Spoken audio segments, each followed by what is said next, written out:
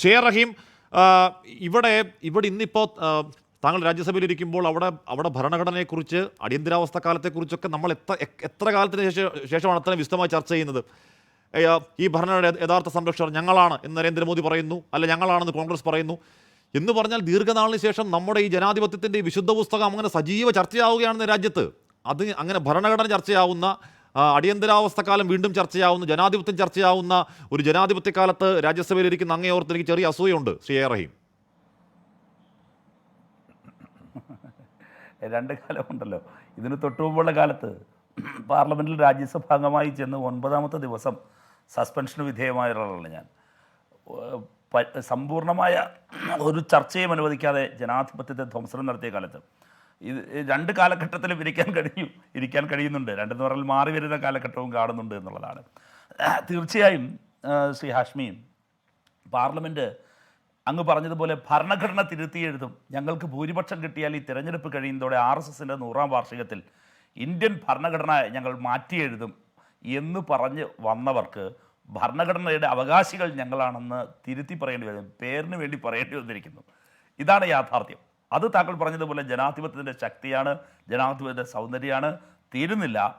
പരിപൂർണമായും ഈ ഗവൺമെൻറ്റിനെ, ഈ സംഘപരിവാർ ഗവൺമെൻറ്റിനെ ഇന്ത്യയിൽ നിന്ന് മാറ്റുന്നത് വരെ ശക്തമായ രാഷ്ട്രീയ ജനാധിപത്യ സമരങ്ങൾ തുടരണം. എന്തുകൊണ്ടെന്നാൽ ഈ ചർച്ചയിൽ തന്നെ നോക്കൂ, ഞങ്ങൾക്കിഷ്ടമുള്ളതുപോലെ പറയും എന്ന ധിക്കാരത്തിൻ്റെ സ്വരമാണ് ശ്രീ ബി ഗോപാലകൃഷ്ണന്. എന്നിട്ട് അദ്ദേഹം എന്തുകൊണ്ടാണ് മണിപ്പൂർ ഇവരെ അസ്വസ്ഥമാക്കുന്നത്? ആ മണിപ്പൂർ സന്ദർശിച്ച ഇന്ത്യ പ്രതിനിധി സംഘത്തിലെ ഒരു MP ആയിരുന്നു ഞാൻ. CPMനെ പ്രതിനിധീകരിച്ച് പോയത് ഞാനായിരുന്നു. എന്തൊക്കെയാണ് മണിപ്പൂരിൽ കണ്ട നേർക്കാഴ്ചകൾ? അങ്ങ് മനസ്സിലാക്കേണ്ടത് ടിപ്പ് ഓഫ് ആൻ ഐസ്ബർഗ് എന്ന് പറയില്ലേ, മഞ്ഞുമലയുടെ ഒരു അംശം മാത്രമാണ് പുറത്തു വന്നത്. എങ്ങനെയാണ് മണിപ്പൂർ സജീവമായി ചർച്ച ചെയ്ത്? ഗോപാലകൃഷ്ണൻ മറന്നുപോയോ? പാർലമെൻറ്റിലാണോ? മണിപ്പൂരിൽ നിന്ന് സർവകക്ഷി പ്രതിനിധി സംഘം ഡൽഹിയിൽ വന്ന് ഇന്ത്യയുടെ പ്രധാനമന്ത്രിയെ കാണാൻ തപസ്സിരുന്നു, അനുവദിച്ചില്ല. പ്രധാനമന്ത്രി വിദേശയാത്ര നടത്തി. മണിപ്പൂർ കോൺഗ്രസ് സൃഷ്ടിച്ചതാണത്രേ ഇദ്ദേഹത്തിൻ്റെ തിയറി. ബി ഗോപാലകൃഷ്ണൻ അവതരിപ്പിക്കുകയാണ്. ഓർഗനൈസറിനെ പോലും അദ്ദേഹം ഖണ്ഡിക്കുകയാണ്. ഞാൻ ബി ഗോപാലകൃഷ്ണനോട് ചോദിക്കുന്നു, ആരാണ് അവിടുത്തെ സർക്കാർ? ആരാണ് അവിടുത്തെ മുഖ്യമന്ത്രി? ബിരൺ സിംഗ് മന്ത്രിസഭയല്ലേ? എന്താണ് നിങ്ങളുടെ നിലപാട്? കോൺഗ്രസ് സൃഷ്ടിച്ചതാണ് എന്ന് പറയുകയും ചൈന സൃഷ്ടിച്ചതാണെന്ന് പിന്നെ പറയുകയും 3ാമത്തെ തവണ അതേ ബി ഗോപാലകൃഷ്ണൻ പറഞ്ഞു ഇത് രണ്ടുമല്ല, അവിടെ 2 വംശങ്ങൾ തമ്മിലുള്ള ഏറ്റുമുട്ടൽ മാത്രമാണ് ഞങ്ങൾക്ക്. എന്നിട്ട് കേരളത്തിൽ അത് സജീവമായി ചർച്ച ചെയ്യുക എന്ന് പറയുന്നത് അതിൻ്റെ പിന്നിലൊരു ഗൂഢാലോചനയുണ്ട്. അത് അദ്ദേഹം അവതരിപ്പിച്ചിരിക്കുന്നു. അത് വേറൊന്നുമല്ല, കേരളത്തിലെ ക്രൈസ്തവരെ BJPയിൽ നകറ്റാൻ വേണ്ടിയിട്ടാണ്. അല്ല സാറേ, നിങ്ങളുടെ നിലപാട് ക്രൈസ്തവരോട് എന്താണ്? എന്താണ് RSSൻ്റെ നിലപാട്? അങ്ങ് ആത്യന്തികമായ ഒരു RSSകാരനാണല്ലോ. എന്താണ് അങ്ങയുടെ നിലപാട് മുസ്ലിങ്ങളോട്? എന്താണ് അങ്ങയുടെ നിലപാട് ദളിതരോട്?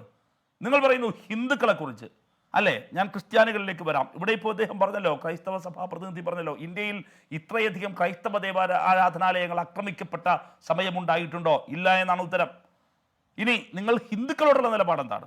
രാജ്യസഭയിൽ എനിക്ക് തന്നെ ലഭിച്ചൊരു ഉത്തരം, ആ ഉത്തരത്തിൽ 9/2/2023 925 നമ്പർ ഉത്തരമായി എനിക്ക് ലഭിച്ച ഉത്തരം നോക്കൂ. പട്ടികജാതിക്കാർക്കെതിരായുള്ള അക്രമങ്ങളിൽ 2017നും 2021നും ഇടയിൽ 17.8% രാജ്യത്ത് വർധനമുണ്ടായത്. ഏറ്റവും അധികം പട്ടികജാതിക്കാർ ആക്രമിക്കപ്പെട്ടത് ഉത്തർപ്രദേശിലാണ്. മറ്റൊന്ന് പട്ടിക വിഭാഗം, നമ്മുടെ ട്രൈബ്സിനെതിരായുള്ള അക്രമം ഏറ്റവും അധികം 2017 2021 രാജ്യത്ത് വർദ്ധിച്ചത് 14%. ഇതാണ് രാജ്യത്തിൻ്റെ റിയാലിറ്റി. നിങ്ങൾ ആ ഹിന്ദു വിഭാഗത്തോടുള്ള നിങ്ങളുടെ നിലപാടെന്നാണ്. ക്രൈസ്തവരുടെ നിലപാട് ഇവിടെ ഷൈജു ആൻഡി ചിലത് ചൂണ്ടിക്കാണിച്ചു. ഞാൻ അവിടെ മുസ്ലിങ്ങളുടെ നിലപാട് എന്താണ്?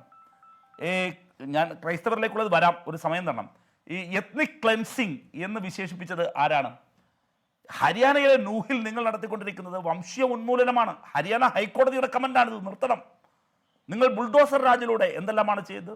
മുസ്ലിങ്ങൾക്കെതിരായ കടന്നാക്രമങ്ങൾ. ഈ തിരഞ്ഞെടുപ്പ് ഫലത്തിന് ശേഷം നടക്കുന്ന കാര്യം എന്താണ്? ഇനി പോട്ടെ, നിങ്ങൾക്ക് കേരളത്തിലുള്ള ക്രൈസ്തവരോടുള്ള സ്നേഹത്തെക്കുറിച്ച് നിങ്ങൾ പറഞ്ഞല്ലോ, അത് ഞങ്ങളോട് അടുക്കുന്നത് കണ്ടപ്പോഴാണ്. എന്താണ് കേരളത്തിലെ ക്രൈസ്തവരോടുള്ള നിങ്ങളുടെ നിലപാട്? മണിപ്പൂരൊക്കെ വിടന്നേ, കേരളത്തിലേക്ക് വാ. ഈ ചർച്ചയ്ക്കിടയിൽ ഞാൻ വെറുതെ യൂട്യൂബിൽ ഒന്ന് സെർച്ച് ചെയ്തു. ഞാൻ സെർച്ച് ചെയ്തത് ഇങ്ങനെയാണ്, ശശികല സ്പീച്ചസ് എഗെയിൻസ്റ്റ് ക്രിസ്ത്യൻസ് എന്നാണ്. Sasikala teachers speeches against Christians. ആ വന്നത് അങ്ങോട്ട് വായിക്കട്ടെ. പോട്ട ധ്യാനകേന്ദ്രവും തട്ടിപ്പുകളും ഒരെണ്ണം, കള്ളക്കന്യാസ്ത്രീകൾ അതിൻ്റെ താഴെ കന്യാസ്ത്രീകളുടെ കള്ളത്തരങ്ങൾ ഒരു വീഡിയോയാണ്. യേശുവിൻ്റെ ദാസൻ, യേശുദാസിനെ എന്തോ കളിയാക്കി പറയുന്ന ഒരു സാധനമാണ്. അടുത്തതാ നമുക്ക് ഏവർക്കും അറിയാവുന്നത് പോലെ മദർ തെരേസ, മതം മാറ്റിക്കാൻ വന്ന കാട്ടുകള്ളി. ഇത് മണിപ്പൂരിലല്ല കേട്ടോ, ഇത് നിങ്ങളുടെ നാട്ടിൽ BJP-യുടെ B. ഗോപാലകൃഷ്ണന്റെ നേതാവ് ശശികല ടീച്ചറുടെ പ്രസംഗത്തിന്റെ ടൈറ്റിൽസാണ് ഞാൻ വായിക്കുന്നു. വരൂ നസ്രാണിയാവൂ പട്ടിണി മാറ്റൂ, അടുത്തൊരു ടൈറ്റിലാണ്. ക്രിസ്ത്യാനിയുടെ കടപ്പുറം വേറൊന്നാണ്. നസ്രാണി ലോബി, ശശികല ടീച്ചർ സ്പീച്ച്. അടുത്ത് ഇങ്ങനെ പറഞ്ഞാൽ Sasikala teacher against Mother Teresa, അടുത്തൊരെണ്ണം. തീരുന്നില്ല, പറഞ്ഞാൽ ഈ ചർച്ച മുഴുവൻ പറയാനുള്ള ഒരു പട്ടിക തന്നെയുണ്ട്. വെറുതെ ഈ ചർച്ചക്കിടയിൽ ഗോപാലകൃഷ്ണ നിങ്ങൾ പറയാണ് ഈ ശശികല ടീച്ചർ ഇപ്പോഴും നിങ്ങളുടെ പാർട്ടിയിലുണ്ടോ? നിങ്ങളുടെ നേതാവ് തന്നെയാണോ? നിങ്ങൾ തൃശ്ശൂരിൽ, നിങ്ങൾ കേരളത്തിൽ സങ്കുചിതമായ രാഷ്ട്രീയ താല്പര്യത്തിനും ലക്ഷ്യത്തിനും വേണ്ടി എന്തു ചെയ്തു? നിങ്ങൾ ഇവിടെ മുസ്ലിം വിരുദ്ധത ഉണ്ടാക്കുകയും ഇവിടെ ക്രൈസ്തവ ജനവിഭാഗങ്ങളെ നിങ്ങളോടൊപ്പം നിർത്താൻ ശ്രമിക്കുകയും ചെയ്യുന്നു. ഇന്ത്യയുടെ വിവിധ ജയിലുകളിൽ ഇപ്പോഴും കിടക്കുന്ന ക്രൈസ്തവ പുരോഹിതരുണ്ട് നിങ്ങളുടെ ഭരണത്തിൽ. സ്റ്റാൻ സ്വാമി ഈ കാലഘട്ടത്തിന്റെ രക്തസാക്ഷിയാണ്, നിങ്ങളുടെ വേട്ടയുടെ ഇരയാണ്. മറന്നു പോകരുത് B. ഗോപാലകൃഷ്ണൻ. അപ്പോൾ നിങ്ങൾ ക്രൈസ്തവരെ വേട്ടയാടുന്നു. ആ ക്രൈസ്തവരെ ഒരേ സമയം വേട്ടയാടുകയും കേരളത്തിലെ രാഷ്ട്രീയ മാറ്റത്തിനും നിങ്ങളുടെ വളർച്ചയ്ക്കും ക്രൈസ്തവ വിഭാഗത്തിന്റെ പിന്തുണ വേണമെന്നതുകൊണ്ട് ഇവിടെ കൊണ്ടുവന്ന് കുരിശ് കൊടുക്കുകയും ചെയ്യുന്നു. ഇനി വേറൊരു കാര്യത്തിലേക്ക് ഞാൻ വരാം. അടിയന്തരാവസ്ഥ. ഇപ്പോൾ അടിയന്തരാവസ്ഥയാണല്ലോ പ്രശ്നം. ഇന്ദിരാഗാന്ധി ഭരണഘടനയെ ചുട്ടരിച്ചയാളാണ്. ഞങ്ങൾക്കതിൽ ശക്തമായ അഭിപ്രായമുണ്ട്. ഇന്ത്യൻ ജനാധിപത്യത്തിന്റെ കറുത്തയേടാണ് അടിയന്തരാവസ്ഥ. ഇന്ദിരാഗാന്ധി ഒരിക്കലും കാണിക്കാൻ പാടില്ലാത്ത ജനാധിപത്യ ധ്വംസത്തിന്റെ പേരാണ് അടിയന്തരാവസ്ഥ. മാപ്പില്ലാത്ത മഹാപരാധത്തിന്റെ പേരാണ് അടിയന്തരാവസ്ഥ. ഞങ്ങളുടെ നിലപാട് അപ്പോഴും ഇപ്പോഴും ഇതാണ്. എന്താ നിങ്ങളുടെ നിലപാട്? പ്രധാനമന്ത്രി പാർലമെന്റിനുള്ളിൽ പറയുന്നു ഇന്ദിരാഗാന്ധി ഭരണഘടനയെ അട്ടിമറിച്ചു അടിയന്തരാവസ്ഥയിലൂടെ. നിങ്ങളുടെ കേന്ദ്ര സഹമന്ത്രി ശ്രീ സുരേഷ് ഗോപി ഇവിടെ വന്ന് പ്രസംഗിച്ചെന്താ? അദ്ദേഹം പറയുന്നു ഇന്ദിരാഗാന്ധിയാണ് ആധുനിക ഇന്ത്യൻ ജനാധിപത്യത്തിന്റെ മാതാവ്. ഇന്ദിരാഗാന്ധിയാണ് മഹാകുഴപ്പക്കാരിയെന്നും അടിയന്തരാവസ്ഥയുടെ ആളെന്നും ഇന്ത്യൻ ഭരണഘടനയെ ചുട്ടരിച്ചയാളാണെന്നും പറഞ്ഞ നിങ്ങളുടെ പ്രധാനമന്ത്രി ഇപ്പോഴും പറയാണ്. അദ്ദേഹത്തിന്റെ അതേ ക്യാബിനറ്റിൽ അംഗമായ ഒരു മന്ത്രി വളരെ അവധാനതയോടെ പറയുന്നു ഇല്ല, ഇന്ദിരാഗാന്ധി ഇന്ത്യൻ ജനാധിപത്യത്തിന്റെ മാതാവാണ്. ഇതിൽ ഏതാണ് സാറേ ശരി? നിങ്ങൾ തമ്മിൽ ആദ്യം തർക്കം തീർക്ക്.